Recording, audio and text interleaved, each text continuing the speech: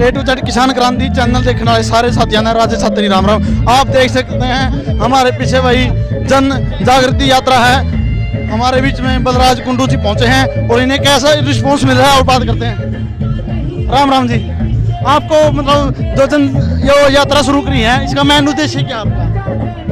युवाओं की भागीदारी राजनीति में करने के लिए। पढ़े लिखे युवा जो गरीब किसान मजदूर का बेटा हो, नई सोच के हों, युवाओं की भागीदारी जब तक नहीं होगी, इन पार्टी के गुलाम और चाटुकारों की छुट्टी जब तक नहीं होगी, तब तक व्यवस्था परिवर्तन नहीं हो सकता। आप छात्र गांव में पहुंचे हो, आपको कैसा मतलब माहौल मिला और कैसा लोगों को मतलब प्यार प्रेम मिला?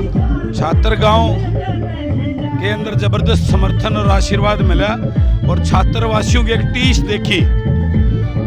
जो झूठ बोलकर इनके वोट लूटे थे उसकी टीस और पीड़ा बच्चे बच्चे से लेकर बुजुर्ग तक एक ऐसी टीस, उसका आपकी बार चुनाव के अंदर ऐसा जवाब देंगे कि आगे कभी इस प्रकार की झूठ बोलने की ये नेता नहीं करेंगे। बलराज कुंडू जी, आपसे एक सवाल है, जब भी कोई भी विपक्ष दल होता है और राजनीति की माने बाद उनके रंग रूप और चेहरे क्यों बदल जाते हैं? पहले वो भाई बहन काके ताऊ कह करके वोट लेता नहीं, बाद में उनके रंग और चेहरे बदल जाते हैं।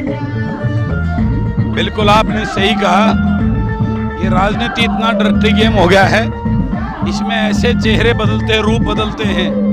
उसी प्रथा को बदलने की टीस में लेकर इस राजनीति में आया हूँ। किसानों के लिए आपकी क्या विचार? अगर आपने कहा हर बार हमने मतलब आपके विचार से सुना है कि आप कह रहे हैं कि बलराज जैसे 50 बलराज कुंडू आपको चाहिए चंडीगढ़ के अंदर। अगर आपको हरियाणा ही जनता 50 बलराज कुंडू दे देती है तो आप किसानों के लिए और मजदूर के लिए क्या करेंगे?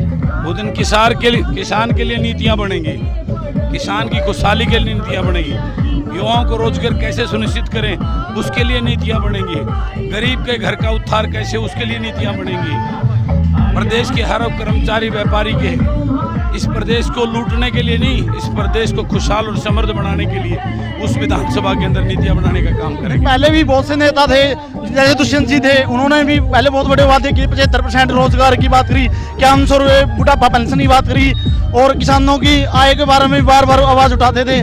ताऊ देवीलाल के रूप जनता ने उन्हें माना था, लेकिन ऐसा कुछ नहीं मिला। ये तो खानदानी लुटेरों का है, पहले भी ऐसे बहकाते थे, ये तो उचाना के भोले लोग थे जो इनको बहका दिया। पहले रोहतक में इनका जलवा होता, रोहतक वालों ने पहचान कर नकार दिया।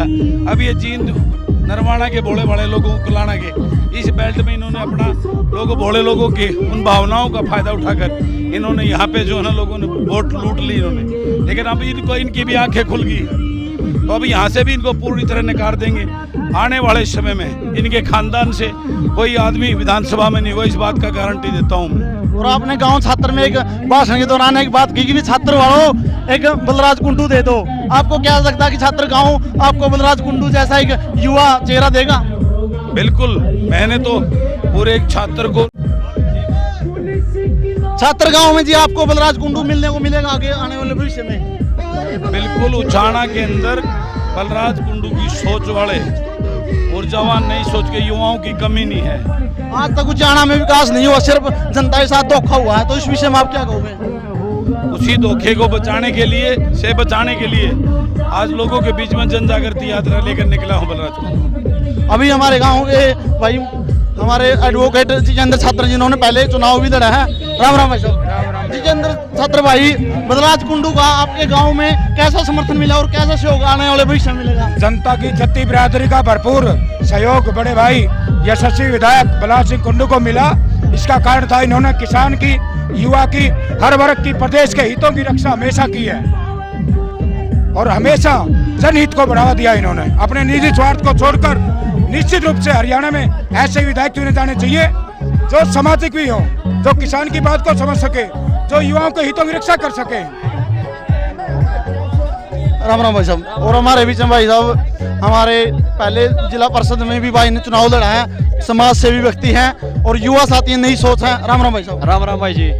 जो ये यात्रा है बलराज कुंडू जी की जन जागृति यात्रा, इसमें आपको क्या लगता है चैनल का मतलब कैसे सहयोग रहेगा? देखिए, इनकी सोच ये है कि सत्ता परिवर्तन के साथ साथ व्यवस्था परिवर्तन भी हो और जिस प्रकार से इनको समर्थन मिल रहा है इनकी यात्रा के दौरान, ये लग रहा है कि लोग दुष्यंत चौटाला और चौधरी वीरेंद्र सिंह के परिवार से दुखी और परेशान हैं। इसलिए वो व्यवस्था परिवर्तन की बार चाहते हैं और निश्चित तौर से 2024 के अंदर व्यवस्था परिवर्तन होगा। क्या भाई साहब बार बार बलराज कुंडू ने प्रार्थना की उचाना जनता से कि वो हमें एक बलराज कुंडू दें, क्या आपको लगता है आपकी बार उचाना की जनता एक नया युवा चेहरा बलराज कुंडू जैसा देंगे? बिल्कुल, आज पूरे हरियाणा प्रदेश को पता है कि जिस उचाना ने विधायक के तौर पर दुष्यंत चौटाला को दिया और हरियाणा प्रदेश के डिप्टी सीएम बने, आज उनके जो उनका काम करने का तरीका था, जिस प्रकार से उन्होंने पूरे हरियाणा प्रदेश के अंदर लूट मचा रखी है, वो जो है हर आदमी को इस बात का पता है। इसलिए बलराज कुंडू जी इस व्यवस्था परिवर्तन की लड़ाई में आज उचाना में पहुंचे हैं। धन्यवाद भाई साहब। A to Z किसान क्रांति चैनल आपने देखा भाई, हमारी बातचीत की और आपको कैसी